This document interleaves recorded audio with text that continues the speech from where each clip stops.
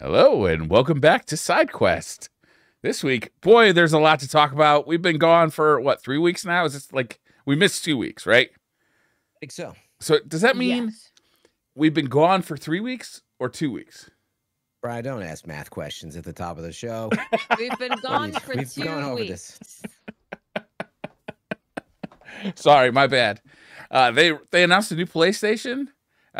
They came out with 2 new Dark Souls-like games. Did you beat them both? 2. Yeah. What's the Did other we one? talk about Lies Liza of P on the show? Yeah, We've I talked mean, about it since it lots came of out? couple times. times. I mean, since it Yes. came out, though.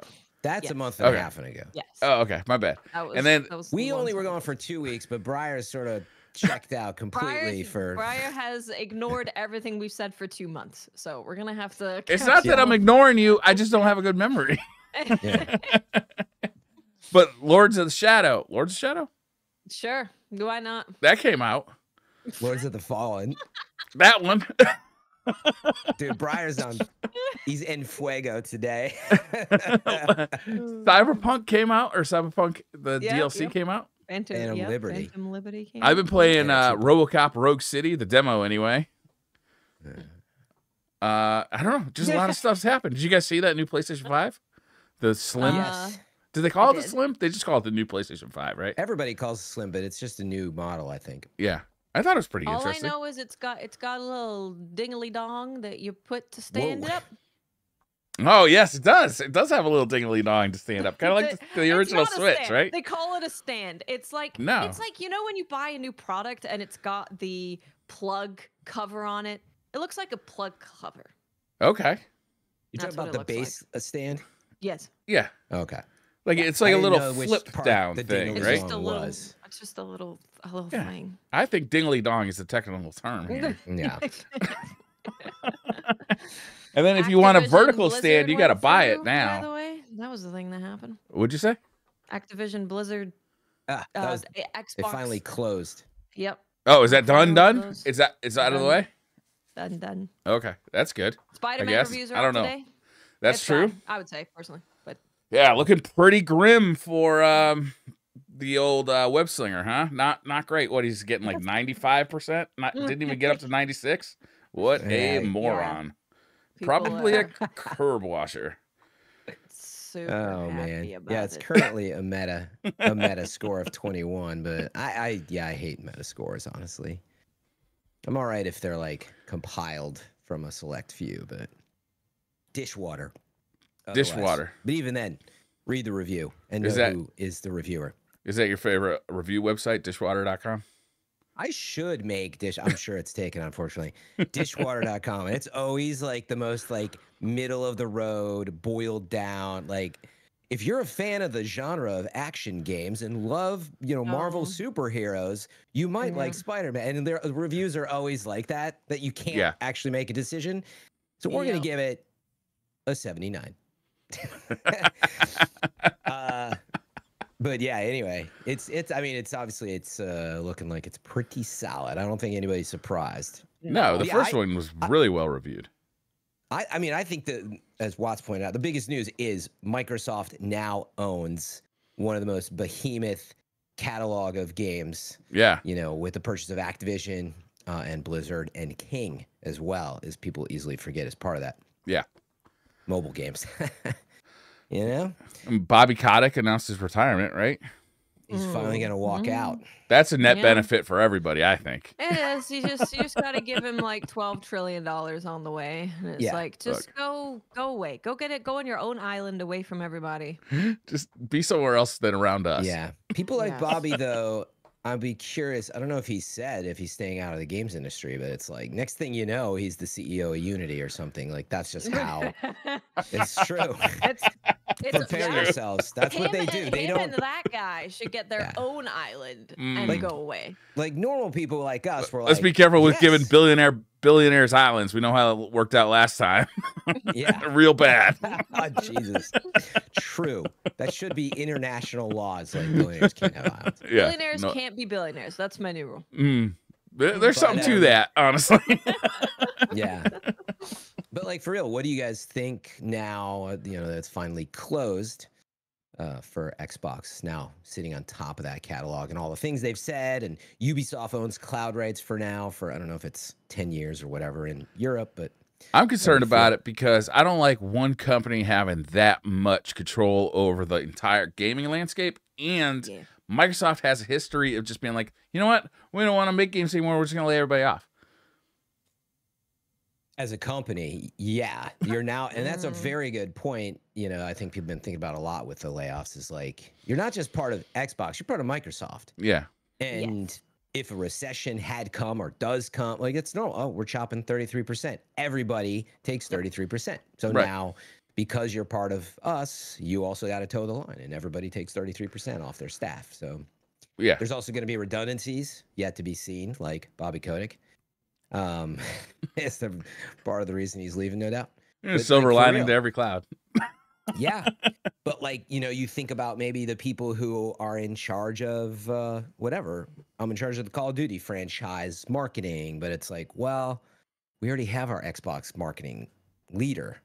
Yeah, you know, maybe that person gets hit and so on. So yeah, I do think, I don't know if they've talked about it, but down the road, even I would expect stuff like that to happen. How much of that happened when they took over Bethesda, or when Bethesda went over there? I didn't hear much about it. Hines just retired, I believe, from Bethesda. They just announced it, and that, you know, could be just like he'd been waiting for Starfield to come out, but it also could have been part of exactly what I just said. I forgot actually. That's his position. He was like head of or SVP, you know, of like I think it was marketing communications and stuff like that. So yeah, I mean, I'm not saying that's why. Like the dude's been 24 years at Bethesda, so I'm sure he's had many other plans. And Starfield like just finally came out. It makes a lot of sense, but true. Yeah, he could just he did say he is retiring, and he specifically wants to like go and travel and explore and spend time with family and like do that part of his life now. So. But real talk, I mean, it could have been. I mean, Bethesda had closed a couple years ago, but you know, when the payouts come, like normally the way that stuff works, right? You get bought, you get a retention maybe to stick around for a while, and then the payout hits. It could have been that, or it could have also been like, well, we want to have you through Starfield, but then you know we're good on the amount of people we have. And so that's all good with him too. He's like, good, I want to retire. But anyway.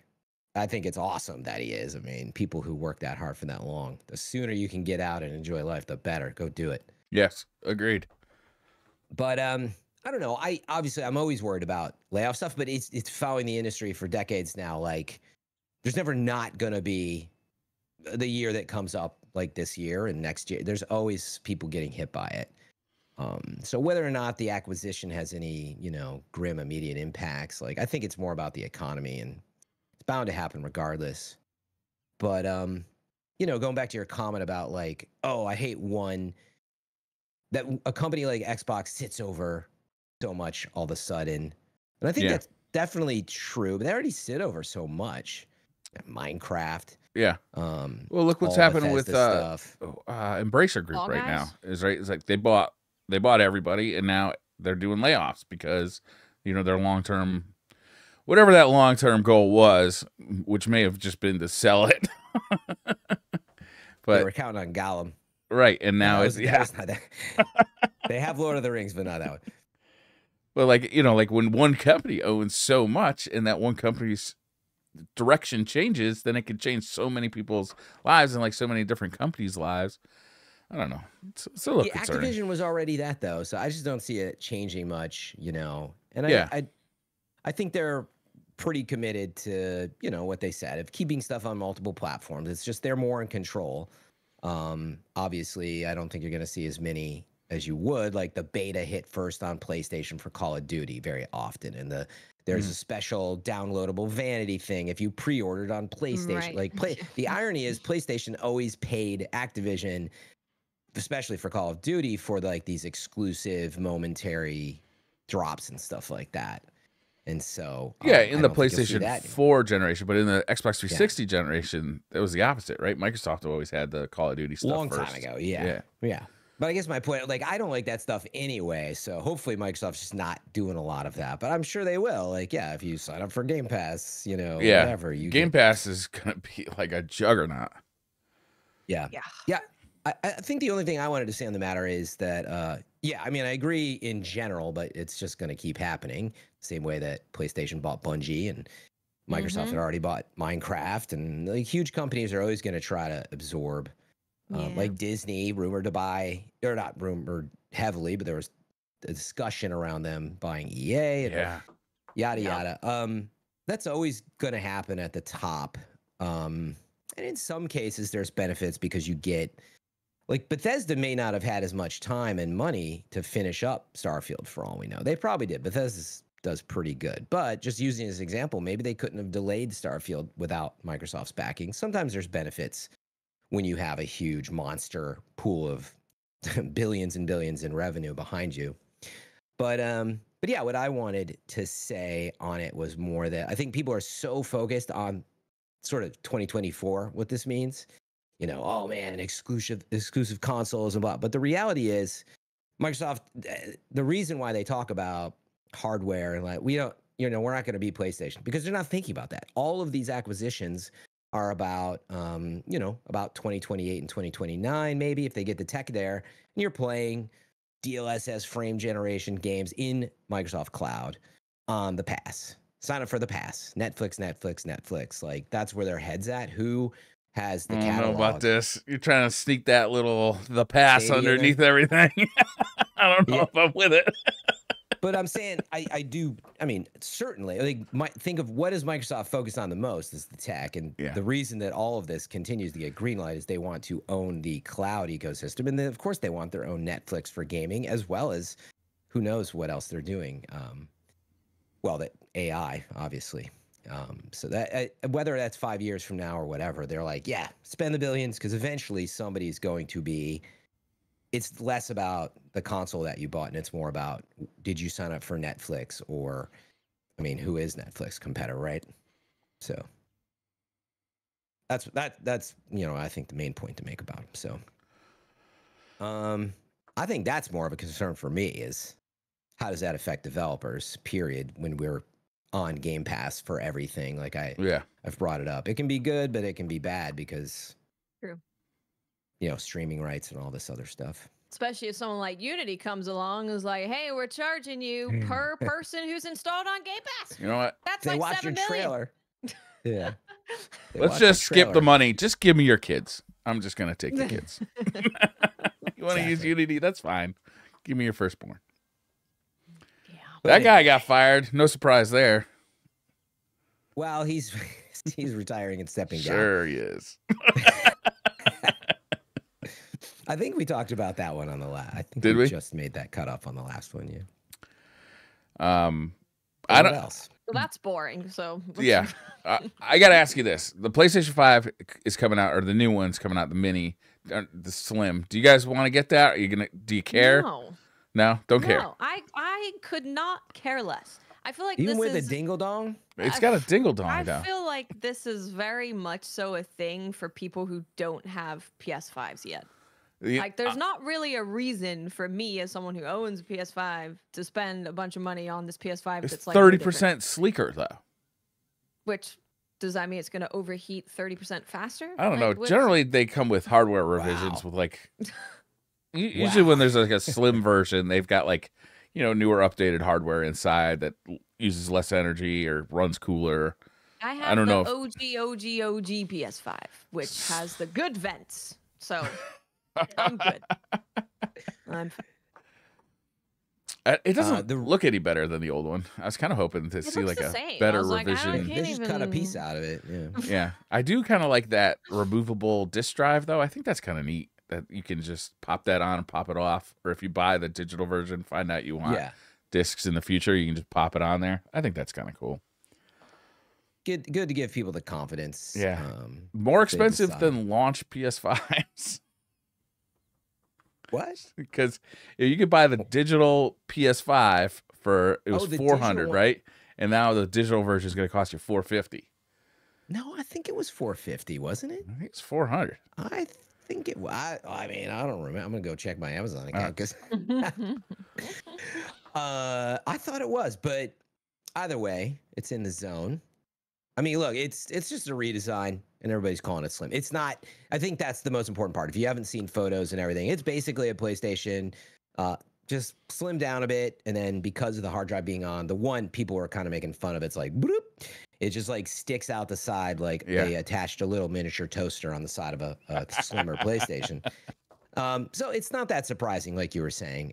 Comes with the new vertical stand. $30 vertical stand. I could put a piece of paper under that thing. I could put a piece of paper, it'll do the same job. Yeah. A lot of people have it laying down anyway. I mean, again, I think to keep costs down and like it, my question is, does it stand up reasonably well still on its own, or does it require the stand, you know? Because the bigger one, like mine stands up fine. Like I wouldn't, you know, I wouldn't want it around somewhere where people are running around it. Yeah, it's not like earthquake proof. Yeah, and I wouldn't say very few things. If it shakes that much, few things are earthquake. That might be a thing coming out in the future of like get your earthquake proof, literally everything. Earthquake proof fridge, TV. I think we need flood proof now. I'm not sure anymore. We need to go and live in a bunker. Heat so it's proof. getting about that time. Yeah, nuke proof. Yeah. I'll tell you what the real news on this is, though. Yeah. Folks, because nobody's been talking about it. So let's cut to the real chase. Okay. Don't buy this, and here's why. Because starting in early 2024, you can get the black colorway. You can get the Deep Earth collection of colors, which is volcanic red, cobalt blue, or sterling silver. And these are prices for the PS5 console covers, sorry, I should say, that are going to be available. Oh, so that's an additional charge. So just wait. Well, I don't know. You know, maybe there'll be less, but it's $54.99. So you know, I have never ever had like a special edition console. Have you guys ever had one? Oh yeah. Like what? No. What did you have? I never have. To be fair, I used to have to buy them to like take photos and post stuff on IGN. In terms of like buying my own, honestly, I just never really had to because like, yeah, I mean there was just stuff flowing. But the first thing that I had was Pokemon. Like, I mean, I had it at my desk. It was never really defined whether it was mine or not, I guess. But the Pokemon themed N64. Oh, yeah. Ball, the Pokeball power switch. Right. Dope. Wasn't there like a big 3D relief of Pikachu on it? Yeah, I think that it was blue with like the Pokeball. I got to look up like a photo of it, but it was very nice. Yeah. Very nice. Pokemon N64. Also, the N64 had a bunch of, you know, transparent colorways, like electric blue, forest green, etc. I think there was maybe there was a DK one, but yeah, I had like a sort of neon blue one that was totally dope. And then the Metal Gear Solid Twin Snakes GameCube. Now that's that's really kind of neat. That's a rarity. Yeah, that was a full collector's edition. So I had that, and I'm sure I had other stuff in there that I just forgot about. Because I'm a sucker, I've always bought the launch edition of all the consoles, so I never get like the special editions when they come out. Yeah, that I'd like to see that Twin Snakes console. That sounds cool.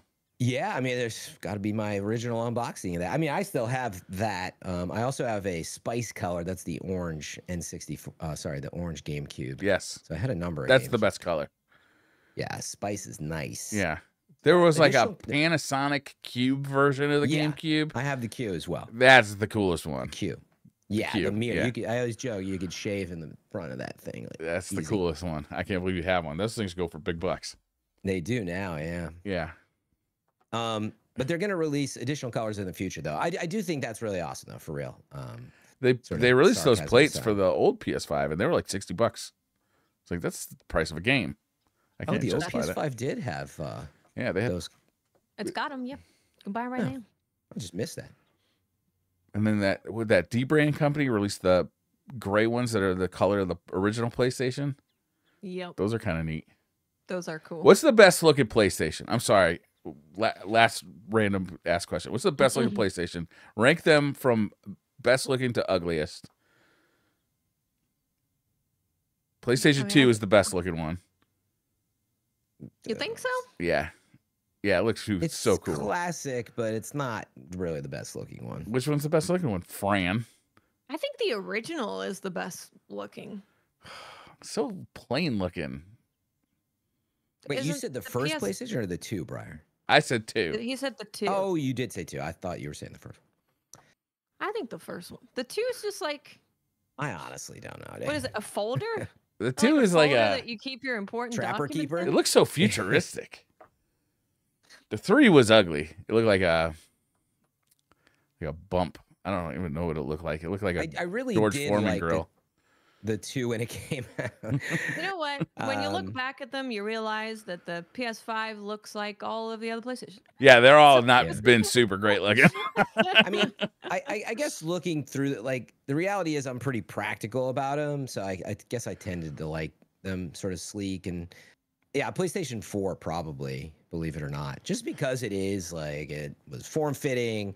I like that it had that little angle. It looked like, you know, a deck of cards just kind of slid back. PS2 had that little weird angle. Yeah, it did. Wait, no, but that was the thing on the bottom, right? Yeah. That was I always called it the Frank Lloyd Wright, if you're familiar with the famous architect who always had those like hanging ledge roofs. So it was the Frank Lloyd Wright console. But yeah, no, I think I like the 4 the most, honestly. 4 had the slant on the front. But it had the slant on the back. So if you're like me and you're constantly trying to plug stuff in and unplug stuff from the PlayStation and you're like looking over the back, you got to like be a contortionist to see those plugs, bastards. It's always like that getting behind the console. Yeah, but that was worse. That was worse. Yeah. it was sideways. All right, sorry. What should we talk about first? Lord of the Fallen? That's a game. Yeah, that's a new game that was out. We can talk about that. Yeah, that's a game. I currently have 40 hours. Oh, so you just started. I will say though, I had early access a week before, and we were only allowed to show up to the second main boss. So I did spend quite a lot of time that Steam is tracking. That was me like playing different characters, trying different builds, just in that first early access area. So it's not all like one playthrough. Did you have to start it over, or no? You could continue after. I could continue. Yeah. So I was. It kind of like held you in that area for a while, and then Yeah. So maybe you only have more like realistically like 25 though, right? Yeah, it's probably 20 or 25 sounds about right. Because I think our first day of streaming was like 10 hours. So 10 hours is definitely. Yeah, it's probably about 20. You made a bunch of YouTube videos, so that probably had you sitting in the game, getting some hours. Taking pictures. Exactly. You know, yeah, because there's a photo mode. There's a photo mode in Lords of the Fallen. So. Unreal Engine 5. Unreal Engine 5, which giveth and taketh away for gamers. It giveth beauty, it taketh away frames. Really? So you're having frame issues on... I am not. You said... My performance issues, PC? like I pretty much never have any performance issues in like any game, pretty much. Got the magic PC over there. You know what it is? You got to have slightly below the new stuff. That's really just what it is. You know, because like when the 3000 series came out, I had the 2080. Everything was great, perfect. They're like, oh, there's so many issues with the 3080s, and now the 4000 series. Those have issues. So there's a bunch of fixes that they have to do for like super high-end computers to be okay. But yeah, there are quite a few problems. AMD had some issues initially. AMD GPUs, they had to put out a patch to fix that, but that was really fast. And the one thing that I can say for sure is that these devs have probably put out like 9 patches since early access. Oh boy. For like balancing fixes, taking away things that people weren't happy about. They changed when I was first started playing and I put out my first impressions video, the parry sound, when you parried successfully, but it didn't lead to you doing a critical hit, it sounded like a thud. And I was like, that's not a I hit a parry sound. That's just, I don't know what that is. And they changed that. They fixed that within like 2 days of us bringing that up. Wow. So they're doing a lot of changes based on feedback and also performance, of course. But the game is a weird one, I think, for a lot of people. I've seen a lot of people being like, I like the game, but it pisses me off like more than usual when it comes to these kind of games. And I think it's because the exploration, I compare it to like Demon Souls, in that when you're running around Demon Souls, exploring the areas, you have to be really slow and careful because you can get ganged up on and die really easily. The bosses in Demon Souls are actually pretty easy, but exploring the areas is like pretty tough. And Lords of the Fallen is very similar to that. But Lords of the Fallen has an extra mechanic where you're not just going to come across bonfires that they've placed for you as you're running around. There's not going to be curated like, okay, you've done this amount of running around, here's a bonfire. You've fought this amount of enemies and a boss, here's a bonfire. You have to make your own bonfires. And the way that you do that, yes, the way that you do that is with an item. And you can buy that item for 2,500 souls. Or you can also find them on enemies. And also bosses will usually give you one so you can finish a boss and like go rest. So what a lot of people are doing is they're not keeping the rule of have a baby in your pocket at all times. And you'll understand why it's called a baby, because it looks exactly like a baby. You're planting a baby, and the baby is growing into a bonfire that you can use. So you have to keep a baby in your pocket. If you don't, like there was one area, I won't say which one, but there was one area that had one actual bonfire. They're called vestiges. One actual vestige. The rest of that map, exploring it, you had to put your own down. So if you're running around and you don't have one of those things, you are going to have a very bad time. Yeah. Are they like... Sounds a little hardcore. Is 2,500 like a lot of souls in that game? Is it like hard to it's not afford that them? bad.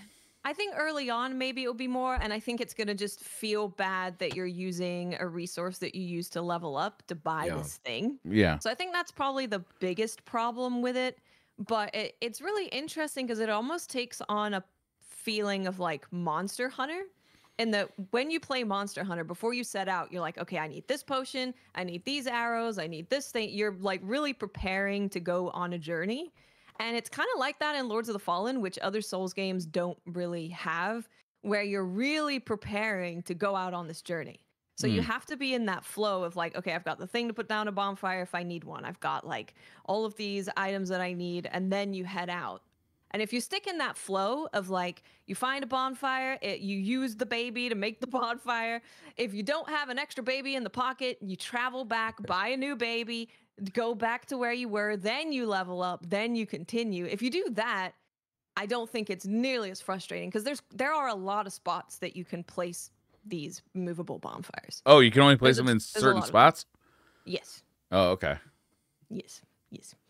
So I have been enjoying the game the more and more that I play. Initially, when I played, especially with the parry sound, I was like, I don't know. Combat's like, okay, it's not bad. It's not great. It's fine. And combat's definitely been improved upon with patches. But I think also you just get used to the way that they do combat.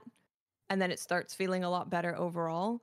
But my TLDR of if you're thinking about playing the game is that I think this game's exploration is really fun because you've got the two worlds. So every map you come into is basically two maps. And there's so many secrets, so many NPCs that you can find and quests that you can do. And there's so much hidden stuff. So if you like exploring, I think this game is great because there's a lot of it. But if you're just like, I want the hardcore Souls, like super tight combat experience, don't care about exploring, don't care about finding secrets, I think you should just go play Lies of P if you haven't already, because their combat is very good. Yeah, it's markedly better than this. I would say it's better. I would think Lies of P is the only non-FromSoft game where I've been like, this combat feels as punchy and clean as a FromSoft game. Even with Neo 2, which is like my favorite, and I love the combat in that game. But in terms of how clean and how much feedback you get, Lies of P kind of just has it locked down. But yeah, it's been fun. I've made a build where the builds are also really good in this game. There's lots of fun builds that you can do. I dipped into a bit of magic. I don't really use that much magic. It's mostly for buffing swords and stuff. And I'm using the Umbral magic, which is this game's version of like dark magic from Dark Souls, where you have to have the same amount of points in like the good magic and the bad magic to create the dark magic. So I've been messing around with that, and the fashion's great. They put out a thing on Twitter of how many weapons are in this game. I can't remember what it was, but it was like 160 or something. 1,000. It was a lot. I'm sure I'm sure I can find it. But yeah, there was like so many weapons, so many armor pieces. And there's also shaders in the game, so you can change the color of your armor. Oh, that's cool. It's really good. Oh, here's a fun tip if you want more. If you just follow the game on Steam, you just press the follow button, you get an all black shader and an all white shader. Oh, yeah, that's cool. They know what the people want. Yeah. All black and all How do you get white. the umbral shader? That's the real question. Would that be blue? You tell me. The umbral world is blue, a little bit of purple. Yeah, it's glowy. Glowy blue. How is that like world switching mechanic? Like, do you find it annoying? Does it?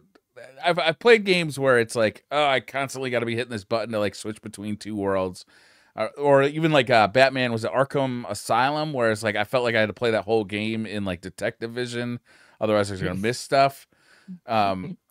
Or is it pretty natural, or like how's that mechanic work out? So the way that they kind of incentivize you to go into the other realm is there will be like you'll be walking around, there'll be a gap between somewhere and there's nowhere to get around. You pull out your lamp and you're like, oh, there's a bridge, or there's like something that you can interact with in the other world. So you want to switch over to it so you can interact with it. You can only leave the umbral world at specific points, either at a rest point, like a bonfire, or there'll be like these things called effigies around the map that just pull you out of the world. You have to burn a baby? No.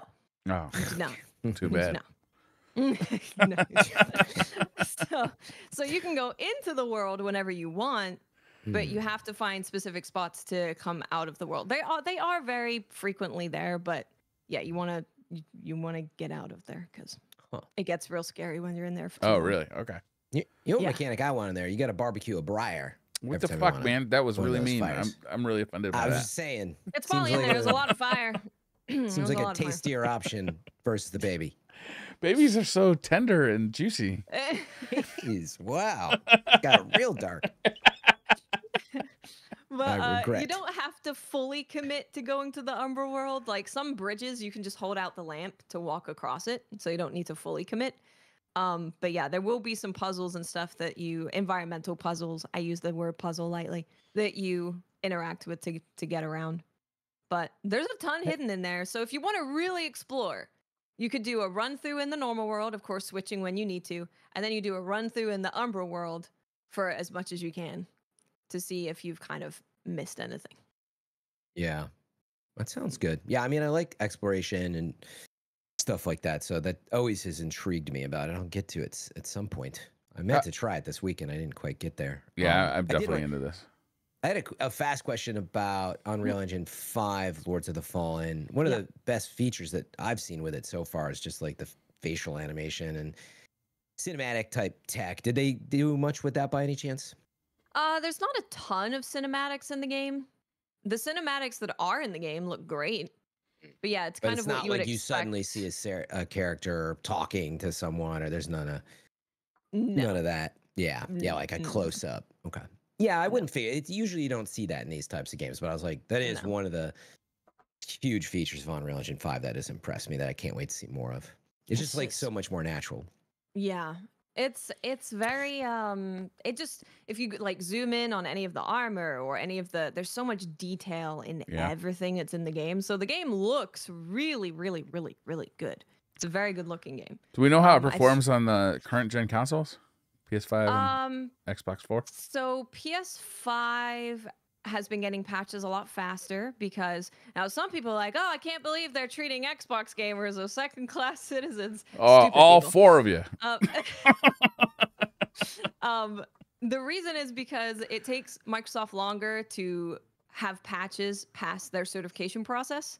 So they have patches come out immediately on Steam. That's why I will play every game on Steam. You get a patch immediately. Boom. Yeah. They can do whatever the hell they want on Steam. But on consoles, there's a little bit of a process to get through it. PlayStation is slower than Steam because Steam, you can do whatever you want. And Microsoft stuff is always a little bit slower. We saw the same thing with Lies of P. It's always just a little bit slower to get it through. So I've heard kind of mixed things about people's experience. I think on PS5, it's running fine now, from what I've heard. Oh, really? Does it run at 30 or 60? Performance it is 60, I believe. Yeah, performance is 60. Interesting. Yeah. For Xbox, I'm really not sure what is going on over there. I play on Steam. Yeah. So it's been great for me. I haven't had any problems. There's maybe been like during the early access period, there were a couple areas where frames kind of dropped down a little bit, but they fixed those areas during early access. So I haven't found anywhere else through my playtime yet that has caused me to have a big slowdown. There are more games than I could ever play coming out this year. So much. Yep. I definitely want to play this one though. This looks good. We're set for a few years. Yeah, right. You guys can take a couple years off. We're good. Take a nice long vacation, it's been game a makers. mixed bag in terms of people's feelings about it. Even people who enjoy these kind of games, they're just like, I don't know, I really want to like it, and there's parts that I love it, and there's parts that really annoy me. And the biggest kind of pain points I've seen is, of course, performance has been all over the place as they're updating it. They really are trying to emulate FromSoft. And then there's a lot of enemies in every area. There are a lot. And when you go to Umbral, enemies permanently keep spawning. They spawn forever. Okay. So you're dealing with like all of the enemies that are in the map, which is a lot. Plus you're having like enemies that just keep on spawning forever. So people are getting a little overwhelmed. They think that's too much. And they also think that ranged enemies attack you from too far away, which I think is probably true. So, yeah, I would say the best thing is watch some gameplay and see what you think of it. Just like raw gameplay, and then see what the performance is like on the platform you're thinking of playing on. Yeah, this also seems like maybe a game that in a few months is going to be a much smoother experience than it is at launch. So maybe it's a good one to like wait for Christmas. It's a tough game Perfect too, Christmas so be game. prepared for that. It's hard. It's a hard game. Those areas are, those areas are spicy. Spicy. Mm-hmm. Can you like level up? Like, can you like kind of cheat the game by just like farming and leveling yourself up?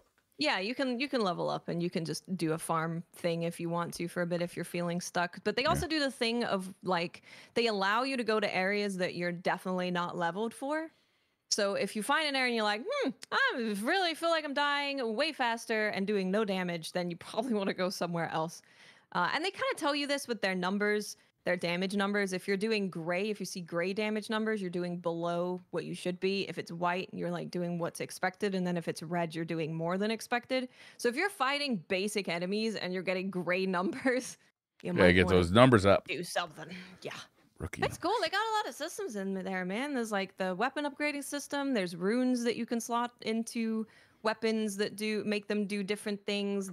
You can upgrade your lamp. That does different things. Yeah, there's quite a lot of mechanics and systems in here. Nice. I'm looking forward to it. I'm having a good time. Yeah, I'm having a good time. Brand, you're playing the new Cyberpunk DLC. How's that going? My God, been no-lifing.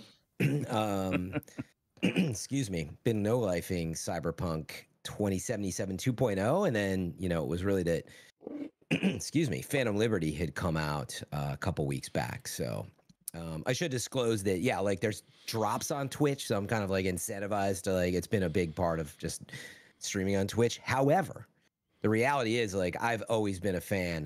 The game came out in 2020. I played like over 60 hours of it then, and I kind of just dropped off.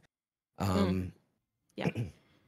Dropped off partially, like my PC just couldn't quite hang at 60 frames a second and had some like weird micro stutter. But all my games at the time were doing that because I was just trying to push them. But that game in particular, obviously, has seen a lot of improvements. But anyway, I already was a big fan of it. I mean, I realized going back through it, I was like, oh, I already did a lot of this, and I really enjoyed it. But I hadn't played it in 3 years. But Phantom Liberty hit, and that was the big news. So what I would say is, importantly, unless you have played Cyberpunk in the last year or two, and really sunk into it and enjoyed it, just erase from your mind that it like ever came out. And be like, oh, Phantom Liberty's out. And what you can do is you need to make an important choice of like, oh, I actually just want to go straight into Phantom Liberty and enjoy the new content. And I stress this because, I don't think people think about as much that like Phantom Liberty is like developed in the last 3 years-ish, let's say, right? And all that content. I mean, obviously they may have had it in mind before, but that's like new. Whereas, and again, I'm just in air quotes, like Cyberpunk 2077 is like 8 years old content, right? I mean, that had been in the works for a long time, and it's all actually really enjoyable. But what I'm saying is, there's a gamer habit of like, well, I got to beat Cyberpunk 2077, right? And then I'll go and play the expansion. And it's just a mistake. Like, unless you have the hundreds of hours, just be like, you can use new game, skip, you go straight to fill out your skill tree, which you can always respec later. And you can just get started. You pop right into this really beautiful, intense mission in Phantom Liberty. So I would just recommend, think of it that way. And then what happens is, like, the entire, game, which I think, you have to buy both, I think is the only weird part about it. But it just becomes the whole game, and there's all this new quality of life stuff with it. It's incredible looking on PC, but it actually is really nice on properly, as it should have been on PlayStation 5 and Xbox. Now they have performance modes and ray tracing, and it is solid.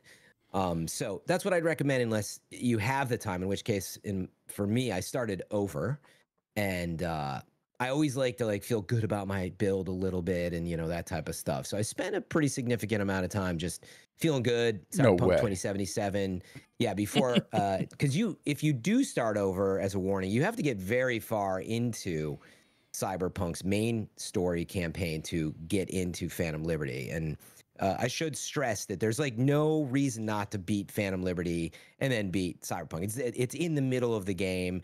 It actually just blends into the world, and it's really cool how Dogtown is just this really beautiful part of the entire city. And so I describe it as like plugging it in. So anyway, maybe a more simple overview, though. Obviously, I'm really enjoying it. I think I was even surprised at how much as an RPG, because I like shooters, I like action games, but this game it's storytelling, it's set pieces, the art, and I am playing, granted, the full-on, it's called path tracing, which is like a next level of ray tracing that you can get on PC with frame generation, so it's running at 100 frames a second. It's gorgeous, but a big part of that is the team is so freaking talented when it comes to art and set piece and world design. And then they've got the biggest thing in games, right? Like, if you have a beautiful game without good art design, it doesn't look that beautiful. It's not like it feels empty. There's always something going on. That's when you do a story as well, I mean, I personally think most of the stories they're just so well written and done. Granted, there's some stories that are better than others, but they feel very natural and just engrossing. The whole world is engrossing, is maybe a good way to put it. Like, sometimes I finish a side quest or a main piece of the story, and it'll put you in a car and you can skip it. But sometimes I'm just like, I don't even want to look at my menus right now. I'm just driving out, put the radio on for a few, because it's one cohesive world. So for an RPG, that's what you want, right? And then I've got a very specific build going that I've been able to play into, and it feels great. The skill trees have been upgraded. Phantom Liberty adds what's called the relic tree. So again, you want to plug that in as soon as you can. But it's just an amazing game. I would say it is a game of the generation. And what I mean by that is the next gen and the current, quality of PC. And to see where it's at today, I would just say don't miss if you like this type of game.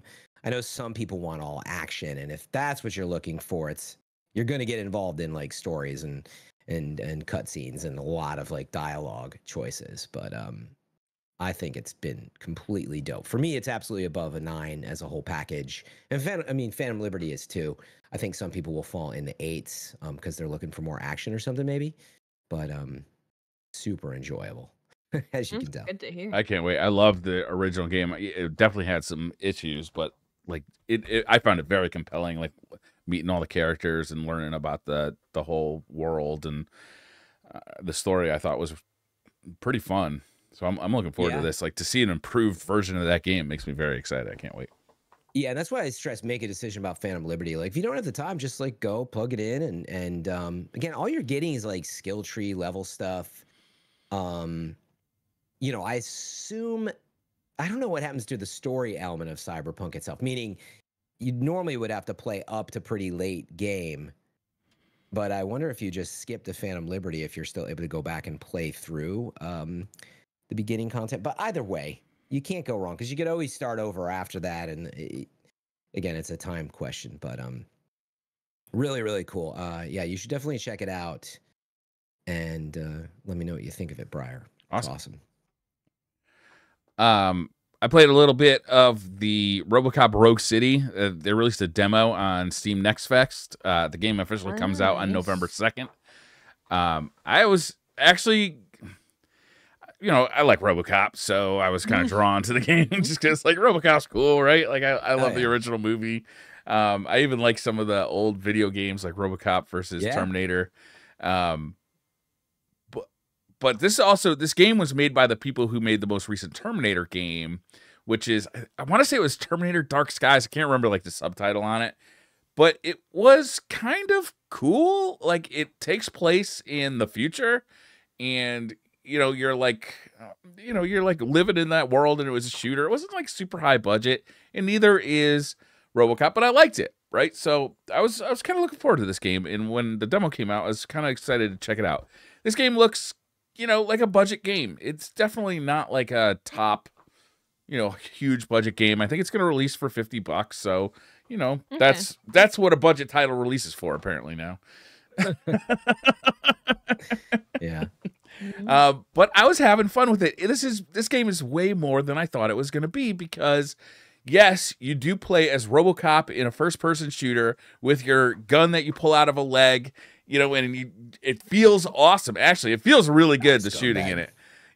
Like, it just feels good, and like the way it emulates the movie where, your HUD kind of like highlights your enemies and targets them for you, and then you can blow them away. You can also pick up a ton of weapons. There's like a ton of different guns you can play with. That all felt good. It's a little slow, but you're Robocop, right? You're not like wall running. You're Robocop. But what I was surprised about in this game is there are kind of this open worldy kind of stuff going on. And there's even parts where you have to be a cop. Right?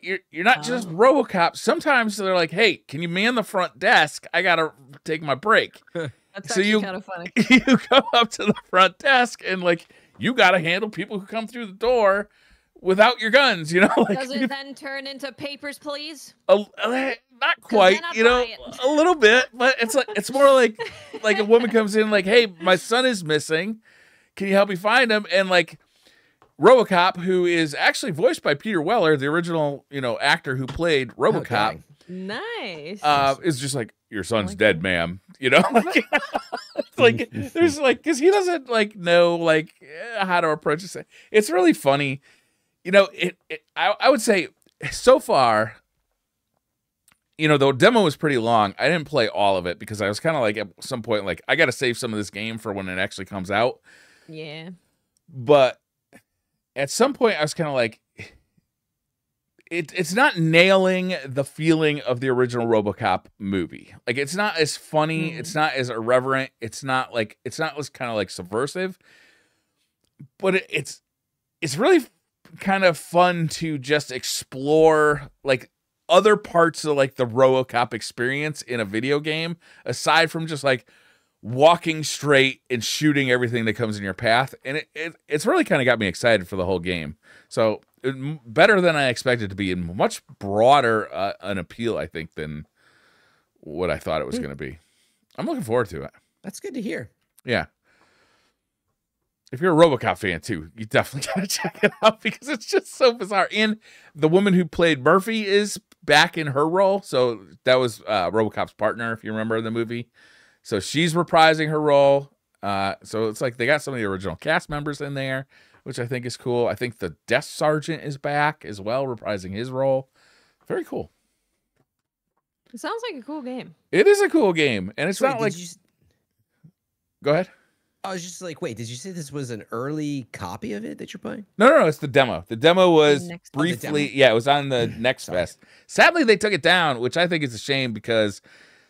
Honestly, the demo kind of sells this game, I think, better than like videos of Robocop being in a first-person shooter does. Because, like, I mean, Robocop in a first-person shooter on its own is like, okay, that's going to be cool for a few minutes, but quickly you're going to be able to see the limitations of that formula. But once you actually start playing the game and you realize, oh, there's much more to this game, you get to be Robocop for like 24 hours a day of his life, that becomes a much more interesting video game. And I hope they can like maintain that for an entire video game. I don't know how they do that. I'm looking forward to finding out. And even if it's a 20 hours of entertainment, I think I'm really looking forward to it.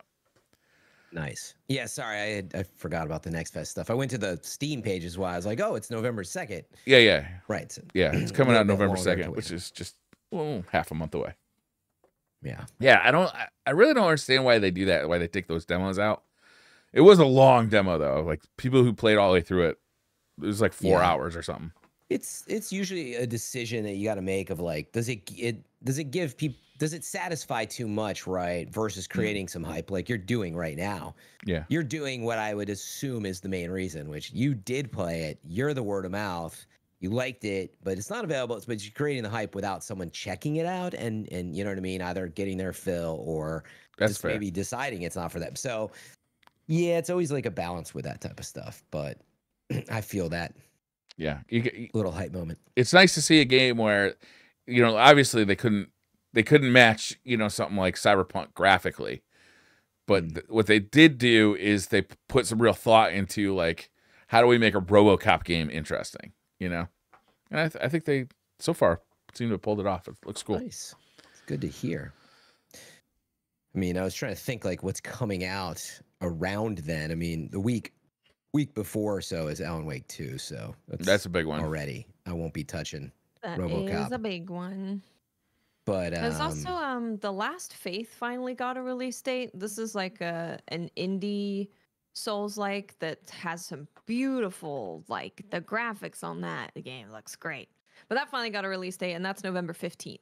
So it's around a similar time. Yeah, we still got a lot of games coming out. You guys playing Super Mario Wonder yet? Not playing it yet. I mean, me neither. Wait, it didn't. Isn't it releasing like today or something? Oh, it's not out yet? Oh, my bad. That got leaked. It got leaked on mine. Yeah. Nintendo? No, it got leaked. Oh, that's what you're joking about. Okay. Yeah. Okay. Oh, yeah, it comes out this Friday, is what. No, I didn't really play it. I'm just kidding around. Oh, okay. This guy, dude. Yeah, okay. Don't pirate games, man. Looks great in 8K, I gotta say. Yeah, it comes out October 20th. Did get hands-on impressions from a lot of folks, and I think it was overwhelmingly people were digging it. Surprise, surprise. Shocker. Yeah. What happens to you if you poorly review a Mario game on the internet? Do they just like kick you off, or do they actually come and hurt you? What happened when people negatively reviewed God of War? Because it's probably pretty similar to that. I would say that the Mario and Zelda guys are worse than the God of War guys. You think so? Yeah. Worse than the guys with God of War stuff in their profile picture? They're still mad about like reviews from like Zelda on the N64. Ocarina of Time. If you reviewed Ocarina of Time poorly, you're still not allowed on the internet. You can't come here. Yeah, it just doesn't happen. I would like to know who these people are. Like, I mean, how does it even happen that you would give, Ocarina of Time or more? Recently, we'll see if Wonder does, but I don't think Wonder's going to get any bad reviews. But yeah, I mean, like for real, it does look good though. Other than maybe there was like some Wii era, like where they were cranking out, but like overall, Mario and Zelda games always review. Mario Sunshine, I think, didn't review super great. Did it? I actually reviewed that game. Did you? What'd you give it? And you're right that it didn't review across the board. I gave it a 9.4. Oh, that's pretty great. Had some technical misgivings. That game struggled at certain moment. The pachinko level, quite frankly, it was famously like, I couldn't believe Nintendo let it out the door. If you guys have played that game. That was almost the deal breaker. But I was like, I think I talk about it in the review. I was like, I had to look away. I'm like, that I can like look past because so much else of the game is really cool. Like really, really cool. And I think it has stood the test of time. I think people actually thought I was a fanboy, as usual, and crazy. Like you can't win. I'm a fanboy for saying Super Mario Sunshine is awesome, and you got to look past the pachinko level and just get through it. But there's so many cool things in that game. And then I gave, Mario Kart Double Dash a 7.9. Said it's good, I like it, but here's some things like online, and then it should have been better. And Double dash. How could you do it to double dash? but you're what a fanboy. He loved Mario Sunshine. Oh, not Mario Kart. But yeah. Anyway, they always review about Super Mario Sunshine is a banger game. Banger game. I remember playing. I think it's the opening where you're going up the cliff sides on those rubber bands that are sort of connected to the cliff walls. I think it's the beginning. It's just like gorgeous, and don't get that type of feel in Mario games a lot. There was something special about it. So anyway, I haven't played it in a long time. It was a really good looking game though too on the GameCube. Oh dude, yeah, the shimmering water and just like with the way the camera had pulled out. And I think it had like secret levels and stuff in it too. Like that was before Super Mario Galaxy did some of that crazy stuff. So anyway, I don't know why we're talking about Super Mario Sunshine. I don't know. Wonder looks good though. Wonder's 2D, right? 2D. Yeah. Yeah. I would like to just give a little shout out to an indie game that went into early access. When was this? October 3rd. So that's when it went into early access. It's called Battle Shapers, and it's a sci-fi FPS that has roguelite stuff in it. And it looks really good. I would describe it as like if you like Doom and you want it as a roguelite, that's kind of Battle Shapers. It's actually kind of challenging, which was nice because you have to have like that right level of challenge in any roguelite kind of game. And they do have that. The abilities that you get are cool. Every weapon I got was like, oh, this is cool. The reload's cool. Yeah, I think they're really onto something kind of great. So this is available for early access for $25. Totally worth $25. They already have a roadmap to say when they're dropping new content for it. So yeah, I think it's really good. Yeah, it looks neat. Very, very fun. And pretty challenging. Looks like Overwatchy. It kind of, yeah. A few people said that it looks kind of like Overwatch. Very Overwatchy. Looking, not necessarily. Well, no, it's very inspired by Overwatch, not Overwatch. But yeah, I mean, it looks nice. It's very good. It's really, really good. I think I'm gonna download this to play on the plane. Yeah. And where are you going? On this one. Japan. Oh. Japan. Brian didn't know. We had a whole conversation. Right. No, because Fred was gonna be gone. We got to plan ahead. Yeah, Fred was like, I'm not going to be here because of TwitchCon. And I'm like, oh, I'm not going to be there for 2 weeks because I'm going to Japan. Oh, okay. One up me. Okay. Like, I'll be in Vegas. She's like, well. Would this happen on Twitter? I'll be in. You going to Tokyo? We also had a whole conversation in the other DCP chat and on the podcast. Because everyone was like, oh no, now I'm going to have to read the TWAM because Watts isn't going to be here. Oh, I thought you were just talking about last week. Like his reaction. Oh. Yeah. I thought it was in the past. This was my last DCP podcast until the 6th. November 6th. Boy. That's a long time. Briar will figure it out. It's 2 weeks. Really? Keep it tuned in to Briar for updates on that. You can get a guest on for clearly 1 he's week. Clearly he's got a plan. Folks. Yeah, clearly. Look at him. Look at this guy. This is like a guy without a plan. No. You should see the whiteboard spreadsheet he's got if you spin that camera around. Oh, yeah. Like, I don't want to give away any secrets, so I'm not going to show it right now, but there's a plan. Yeah. All right, guys. Is that it? Is that the show? I think so. You tell us. Next week, Spider-Man will be out. I don't know what happens after that. Alan Wake, is that? Alan Wake is the week after that. Well, Mario Wonder, Spider-Man, Alan Wake 2. Those are the big hits. That's the rest of our month, October. Oh, and Diablo Season 2 hits tomorrow or now if you're listening. Oh, that's right. The day after we post this. Are you going to play that? Diablo 4 Season of Blood, Season 2. Yeah, I mean, I'm a big fan of the core gameplay of Diablo 4. I'm not expecting, I think people put too much weight on the idea of like I think they thought Diablo 4 would have like seasons like Destiny or something, which is a fair expectation. Yeah. But like they're free.